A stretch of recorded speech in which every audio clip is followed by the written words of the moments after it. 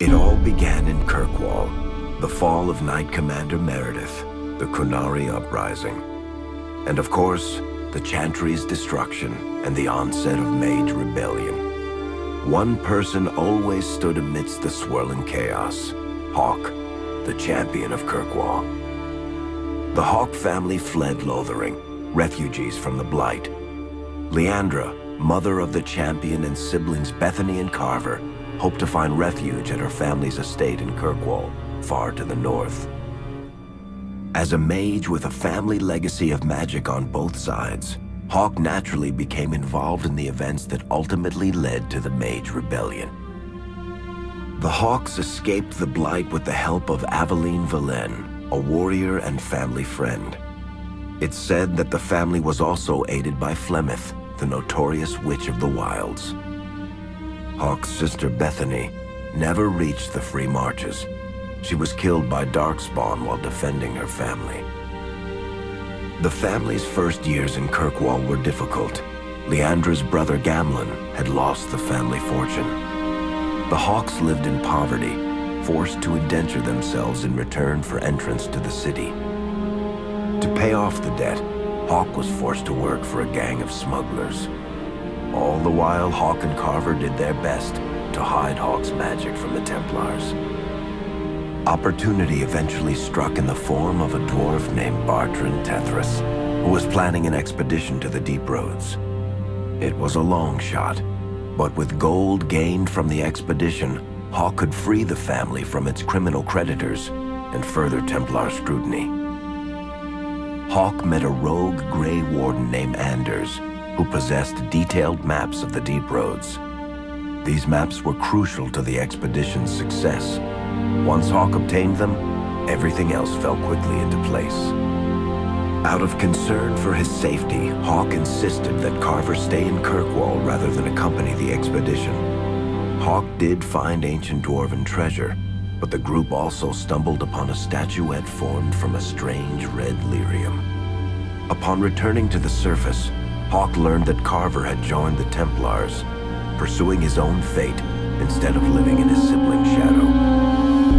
The gold Hawk recovered from the Deep Roads brought back Leandra's stately childhood home in Hightown. The Hawks had barely settled into their new home when Leandra was murdered, a deeply sinister and twisted killing. Hawk hunted down Quentin, the blood mage responsible, but could not prevent Leandra's death. Leandra's tragic death was part of a critical problem facing Kirkwall: rising tension between the city's mages, who felt increasingly oppressed, and Templars, who grew increasingly suspicious of their activities. Adding to the strain, a large contingent of Qunari had also established themselves in Kirkwall, much to the growing discomfort of the city's rulers. After their dreadnought was shipwrecked many years before, a group of stranded Qunari were allowed to remain in a cordoned-off area in Lowtown. As time passed, the Qunari made no effort to return home, and offered no explanation about why they remained. Tensions rose to a breaking point. Revered Mother Patrice, convinced the Qunari were a threat to the Chantry's faith, incited violence between the Qunari and the Kirkwall populace. Hawk knew that Patrice would bring about unnecessary conflict. Though the champion tried to stop her, Patrice orchestrated the murder of Seamus Dumar, a Viscount's son and a recent convert to the Qun. When her crime was discovered, a Qunari assassin killed her. After Seamus was murdered, the Arishok of the Qunari group lost patience with the humans of Kirkwall. They would now submit to the Qun or die.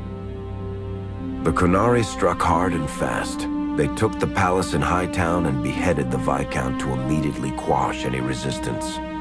Aided by Knight Commander Meredith and First Enchanter Orsino, Hawk reached the palace and stood toe-to-toe with the fearsome Qunari leader. Hawk fought the Qunari leader.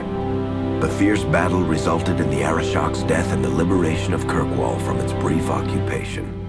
The Qunari quickly withdrew from the city entirely. Hawk saved Kirkwall and earned the grudging respect of the city's Templars, mages, and nobility, along with the title that history remembers, champion of Kirkwall.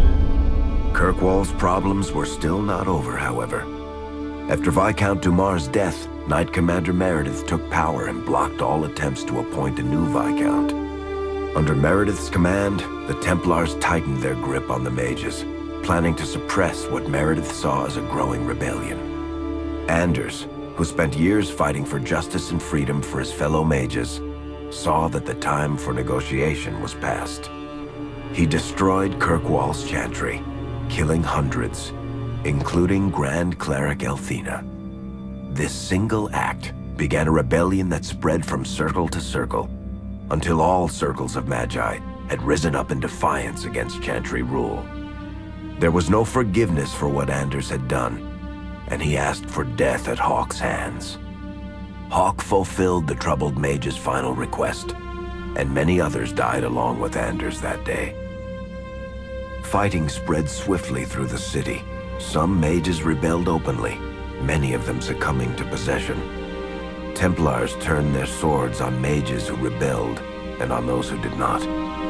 As First Enchanter Orsino refused to bend to the Templars, Knight Commander Meredith demanded that every mage in Kirkwall be put to the sword. Hawk saved many mages from Templar blades, keeping them from succumbing to possession or the temptations of blood magic. In the end, however, Hawk was forced to strike down Orsino, who had betrayed his own values by resorting to blood magic himself. The battle proved one thing. Knight Commander Meredith had gone mad. Hawk saw the truth of it when Meredith unsheathed her sword, and the red lyrium idol from the deep roads was embedded within it. The blade fueled her hatred and paranoia, as it had for months. After a horrific battle, the red lyrium of the Knight Commander's sword consumed her as she died. Meredith became a statue, her face a frozen mask of horror. Little is known of the champion since that final battle. However, Hawk's story lives on in legend and song. Memories of the indelible changes the champion of Kirkwall brought to the face of Thedas. The Mage Rebellion in Kirkwall was felt throughout Thedas, the news spreading like wildfire. The Templars clamped down in response, but each new restriction only made things worse. Led by Grand Enchanter Fiona, the mages voted for independence. The Circle of Magi would govern itself, without the Chantry and especially without the Templars. The result was cataclysmic. 2 circles were destroyed. Those within killed to the last mage, before the rest fled into the wilderness. Perhaps the mighty Empire of Orlais could have intervened in the war before it began, but that was not to be. Grand Duke Espard began a deadly civil war against Empress Celine, vying for the Orlesian throne. The mages were offered safe haven in neighboring Ferelden, but the Templars followed, and so their battles spread across all of Thedas. As head of the Chantry, Divine Justinia ordered the Templars to stand down. They refused, declaring their own independence. Thus, the war began in earnest. Templars hunting mages, mages fighting Templars. Their clashes wreaked untold destruction, and all sense of order was falling to pieces. Divine Justinia made one final desperate bid to end the war. She approached the leaders of both sides and convinced them to come to a conclave held on neutral ground. With the Chantry to mediate, mages and Templars will talk for the first time since this all began. It is our last, and perhaps our only, chance for peace.